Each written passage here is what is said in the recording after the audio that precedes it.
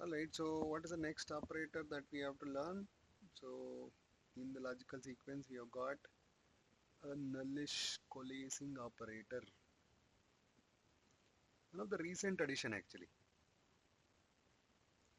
Yeah, some old browsers may not support, but I think it is good. I think we have got a good support also. How do I know? So there is one website called Can I Use? If there are something like new, there is a website called Can I Use? In that I can search for this operator called coalescing. That will tell me whether this operator is supported in which browser. From what is like so Chrome from when it started supporting. You see 2020 from that time onwards. Whereas Safari again 2020. Edge 2020 Feb 7. Okay. So mostly around the same time. But this way we can check whether this is safe to use or not. That's very important. And see here you can see the specification also. What the specification talks. Yeah. So support for so and so, so and so, so and so. You can actually check. But yeah, let's understand what is this operator. So you just understand it's a bit new. Oh, sorry. You guys had a problem, I think. Do you hear me? It will be better now. So the operator, how we write is two question marks. How do we write? Two question marks. Then, okay, it treats null and undefined similarly. Nullish coalescing operator, we write it used with two question marks, and then this operator treats similar, both are same, meaning we'll use a special term here in this article. So we'll say that a value is defined when it is neither null or undefined. So what is it saying is, so there is a concept called the value is defined or not. So like how we have variable declared or not. For example, if I'm trying to do a and say whether it is declared or not. In a similar fashion, we have something called defined or not. Values defined or not. Yeah. So when do we say value is defined? So the definition says if it is not null or undefined. Yeah, neither null nor undefined. If at all it has a value other than this, then it is called defined. Otherwise it is not defined. Now the way this operator works is, so you give two operands to it, A and B. If this is defined, then it will return A. If A is not defined, then it will going to return B. Are you able to understand? See, now let's see an example. So now you see user value. I am checking whether user is defined or not. So it is not defined. Why? Because it is having by default, what is the value of user? What is there in the user? It is Undefined. undefined. So undefined means, just now I told you the definition. It is become false, kind of false, which means it is going to return a value as anonymous. Now you see, I am going to initialize with John here instead of just leaving it declared. So now this is considered as defined, and then it is going to return me anonymous.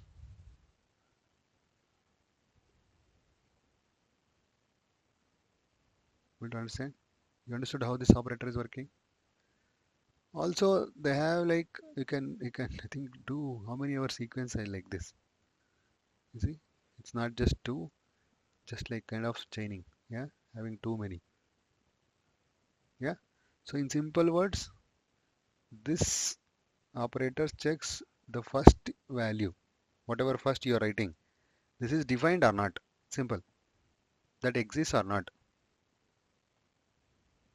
Exists in the sense, I mean, it has a value other than null and undefined, that is called defined.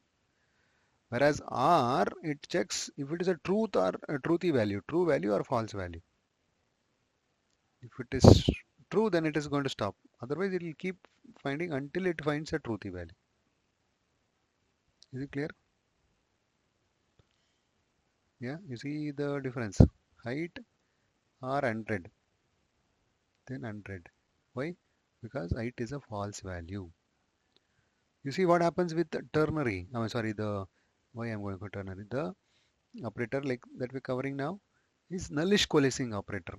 Here it is going to return 0. Why? Though it is a false value, it is considered as a defined value. I've given some value. There is some value. I think, yeah, these two are good, very good example. Okay, so what is it? Giving height as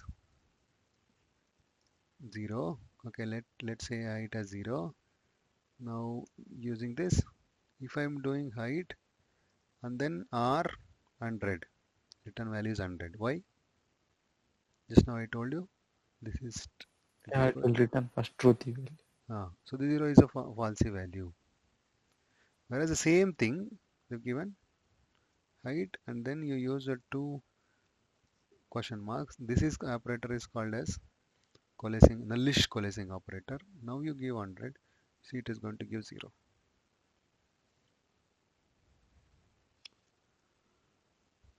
So in terms of precedence, so because we are learning operator, there is a chance that this operand might come once again or once like a mod.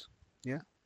So they're saying both and or like I mean the logical OR operator and the nullish coalescing operator, they're equal.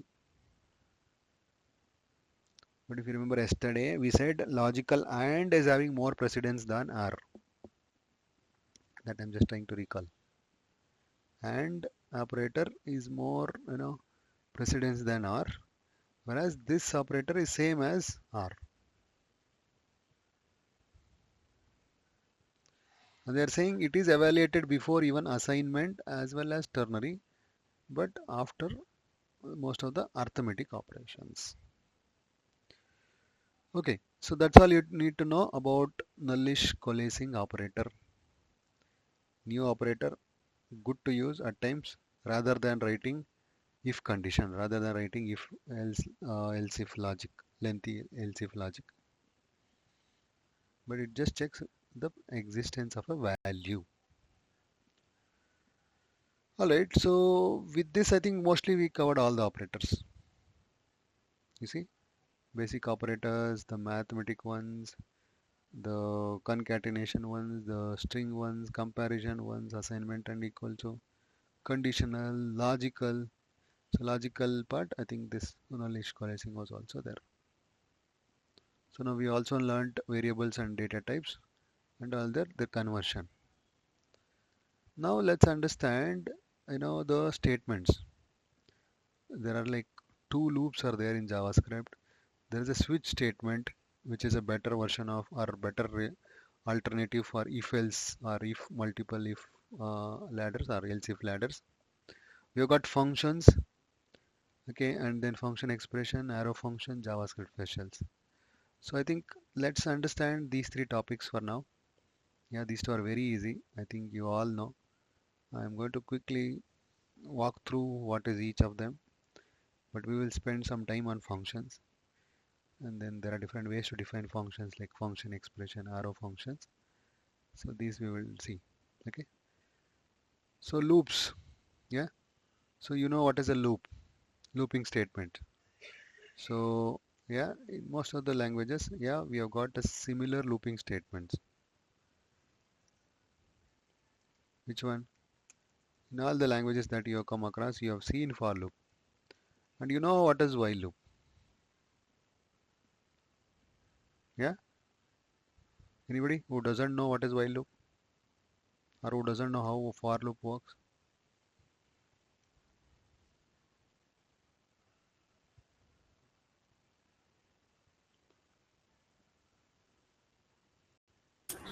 No, sir. Yeah, all of you have used it, correct? Okay, syntax wise, it is same in JavaScript also. Let's say we'll do an initialization here, and then there's a condition, terminating condition, and then like there is an incrementing part or decrementing part. You can write both incrementing for loop, ascending for loop, descending for loop also, or incrementing or decrementing for loop. And here this for loop executes, yeah. So every until this condition becomes false, this for loop, is going to execute, right? So it's like a loop. It is in a repeated execution. That's why it is called loop. Same way, while is like we write a condition, or expression, or a condition here. So as long as that condition is true, this also is going to loop. Meaning, whatever you write within this while is going to be looped. Whatever statement, okay, let's say statement 1, statement 2. So all the statements will be executed, yeah, in a loop. Meaning, you know, so till while breaks. So when will the while break? As and when this expression is becomes false. For example, I can start. I mean, I can, for some of the use cases, I can replace for loop with while also. So let's say let I is equal to 0, and I'm going to say, okay, while I, you know, uh, greater than 10, or I less than 10, or let's say for the same thing. And then within this while loop, we are going to have an increment or decrement based on what we want to do. Here also, in both the ways, you can actually loop. So initialization, we are going to check the condition, and then we are having an incrementing part. All right, clear? This is called the while loop. This is how the while loop works. I'm sure this is the same way it works in Java also, and in JavaScript also, or most of the other languages, like even C. I know C language. I mean, I have studied C. That's why I'm saying it. It is a similar syntax. And if they've given anything extra, I leave it to you guys. I will not bore you with too many things. So that's on the loops. Yes, we like while we also have got a do while loop. So can anybody tell me what is the difference between do while and while?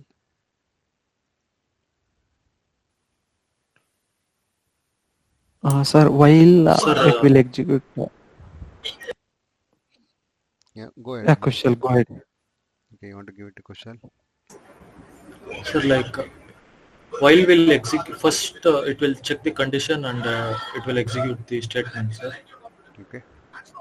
Like do while means like first it will execute the statement and then it will check the conditions. Partially correct. I'll not accept the full answer. I mean, answer is right. Sir, do while is at least one time I will execute, sir. Yeah, exactly. That is the difference. While will only execute if the expression is true. Then only it will go inside that block. Whereas do while, irrespective whether this condition is true or false, it goes inside once. And if condition is true, then next time it is going to execute. Yeah, what you said is also right. I mean, first it is going to execute and then check the condition. No. So it is going to at least execute once. And if next time the condition is not old code or not true, then it is not going to execute.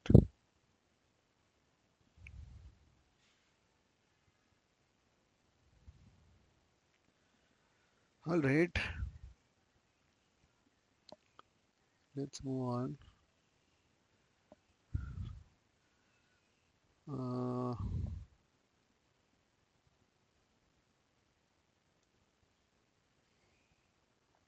okay, so this is on the loop, do while loop, for loop.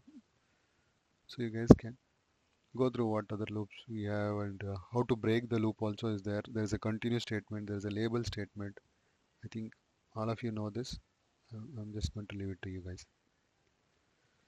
Yeah, read it. Read. It is very important. So anybody want to explain what is switch statement? What is the use of switch statement? Yeah, switch and case, correct? Here we will have an expression. Yeah, we are going to switch. Basically, switch is like an alternative to if else ladder. We can write multiple if else statement. So the general syntax is, so okay, switch x value value. So basically it is going to check this variable, will it to what value it is going to match, what case it is going to match. Yeah, it's going to match to this, this. So that is what is checked against.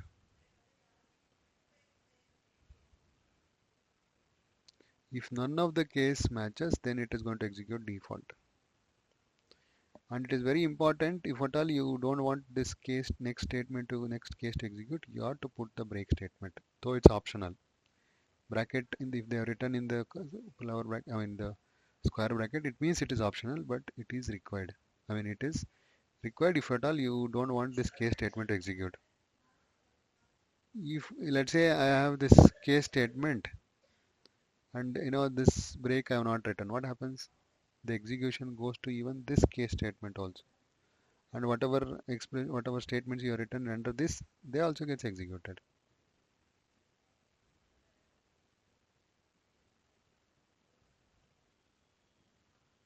Did you get what I'm saying? Yeah, it's possible to group the case. Yes, you see they have given case.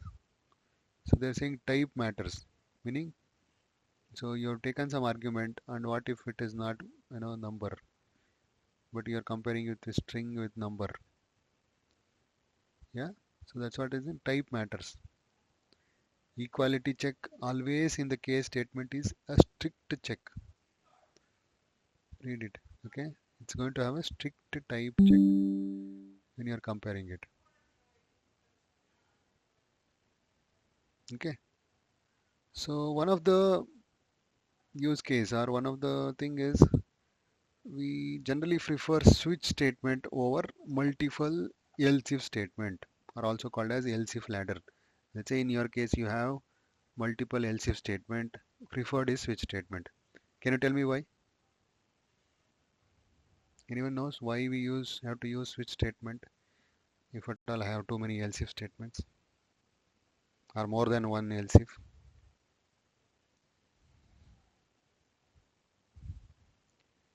Any of you would like to tell me the reason? I think Akila, you're breaking.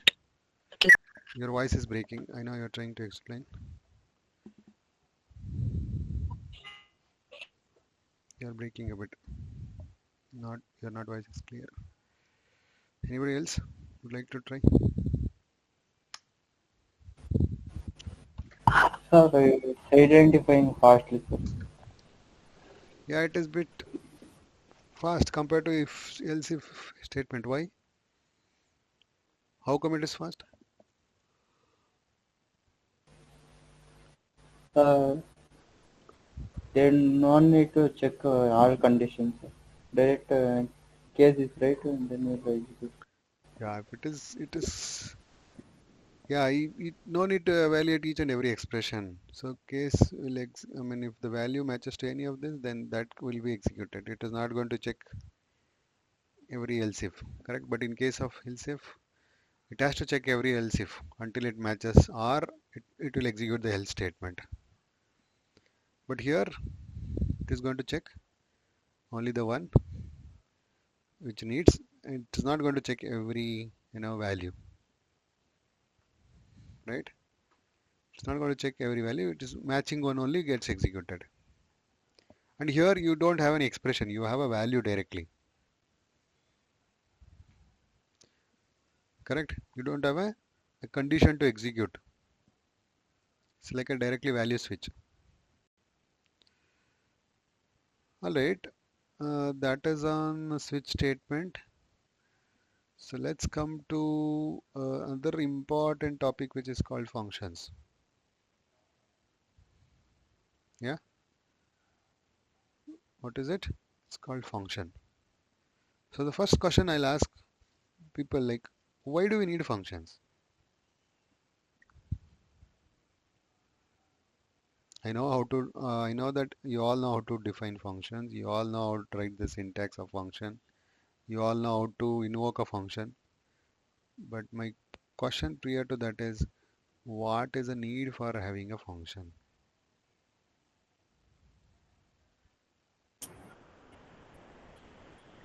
Sir, to make code short, sir.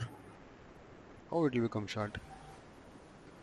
Sir, Like we can reusable. do multiple tasks again and again by calling this function. Yeah, that's again reusability. Correct. I can reuse that piece of logic. I have a piece of logic. I've given a name to it, and then I've written function keyword. Then this logic, whatever is inside, I can execute how many other times I want. Agreed. But that's called reusability. This logic, I'm reusing it. Yes, with that, I'm going to make the code short.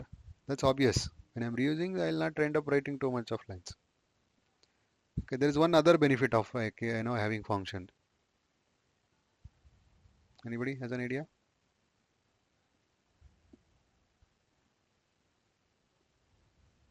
Anybody has an idea what is the other benefit? The other benefit I can think of is actually modularity, grouping. Set of statements are there. I would like to group and I want to give a label that okay, this does add, this does subtract, this does multiplication. So using function, I can give a name to each of those statements, correct? It becomes separate grouping also, separate. That add is different, for subtract is different. So that's what is basically function. So in function, generally we have built-in functions and user-defined functions. What's the difference? Built-in and then user-defined?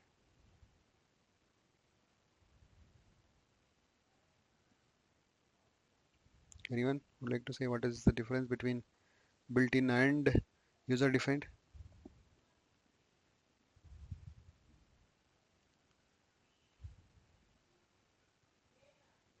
Answer is very simple. User-defined is we are defining our own implementation. We are able to give a definition. Yeah, we can define a custom logic. Built-in function is already given by the library itself, given by the script itself.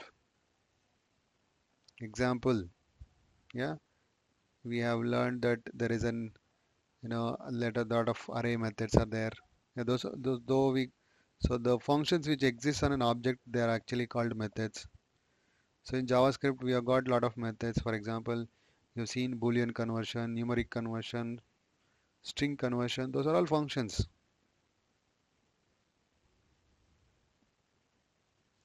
right? So user-defined function where I can define a function. So in programming, we usually define more functions. We end up defining too many functions. For what? For my own custom implementation. Okay, so I think we will stop here for today because I think I'm seeing there are a lot of important things that we need to understand: local variables, outer variables, yeah, function parameters. There's something called default value, return keyword, naming a function, very important, and then yeah, functions is equal to comments. Okay, so we have to learn each of these different concepts. So what I would say, read this topic. Yeah. So next, when we are meeting, I think we will be able to cover what is function, expressions, the arrow functions, and also mostly the JavaScript specials.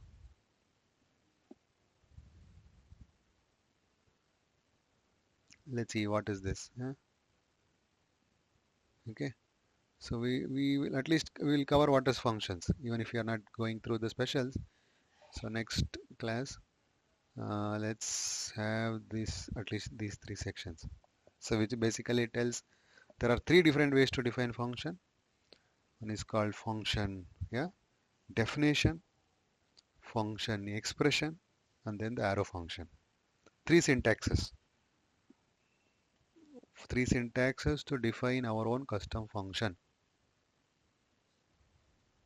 Is it clear?